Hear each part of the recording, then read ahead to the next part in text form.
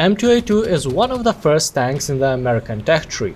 When I just started playing War Thunder, I tried this vehicle and thought to myself, wow, this tank sucks.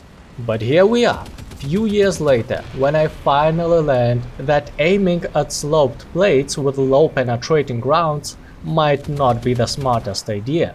And I don't panic that much every time an opponent pops out right in front of me.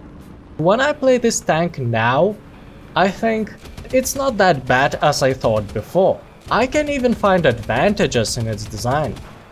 I proudly present to you a light tank M2A2, a vehicle without cannon. At battle ratings 1.0, most tanks have only low caliber machine guns. They are suitable to knock out unprotected crew members in trucks. And that's it. Since they cannot penetrate anything that has at least 10 mm of armor, which is not much for a tank, even at the lowest battle ratings. The light tank M2A2 is an exception. In addition to low caliber ones, it has a 50 cal machine gun. It's the main gun, or a main machine gun in this case, since this is the only thing you can use to fight other tanks, with variable success. Because the penetration is very weak. The most penetrating round can go through 31 mm of armor.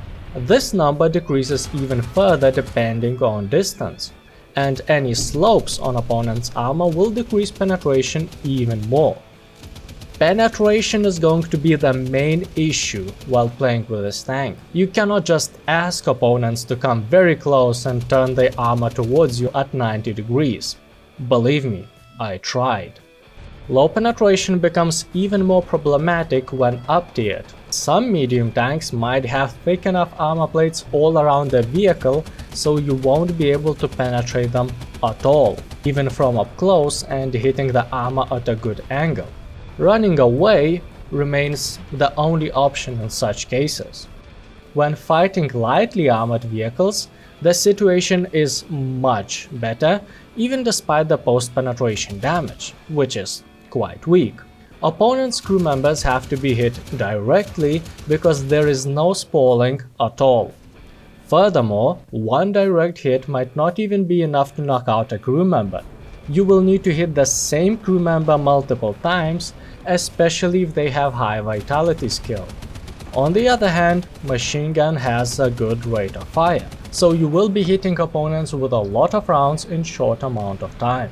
Also, you don't need to worry too much about missing a shot or getting the distance wrong, since you can hold the fire button and adjust the stream of bullets as necessary, or simply turn on panic mode and spray bullets approximately in the opponent's direction and hope for the best, like I do in most cases. Unlike most other tanks, you will need to reload rarely, only once every 200 shots. But at the same time, it takes 8 seconds to do that with a screw, which is longer reload than most tanks at this battle rating. So before engaging new enemy, make sure that you still have enough rounds left from previous engagement. At first glance, the machine gun might look much easier to operate than a bigger cannon, but the gunner must be really relaxed, since the turret rotation is quite slow, which is not unusual for tanks at very low battle rating, but other tanks at least have bigger cannons, and they can turn their turrets at any direction, while M2A2 has another turret that blocks everything on your right, which basically creates somewhat similar problem that most SPGs have. If your engine or driver gets destroyed, you might not be able to respond to enemies' fire if they end up in your blind spot. Being under fire is not healthy for any tank in general, but especially when you play light tanks such as this one that don't have enough armor to protect its crew members. The thickest armor plate the tank has is 15 mm. There is a sloped plate and even a gun mantlet of the same thickness, but it's nothing that could stop a round of pretty much any tank you will face in battles, since most of them will use cannons and not some machine guns like M2A2. Consider the armor plates of this tank as something that is supposed to trap the crew members inside rather than protect them from opponents' fire. The mobility of M2A2 is great, and that is very important considering that you will need to get closer and flank opponents in order to be able to penetrate them with low penetrating machine gun rounds. The maximum speed is 72 kph. It's one of the fastest vehicles among other low-tier tanks, especially when talking about the tracked ones. Of course, you can only reach this speed on roads or while moving downhill, but acceleration in general is pretty good on any type of terrain.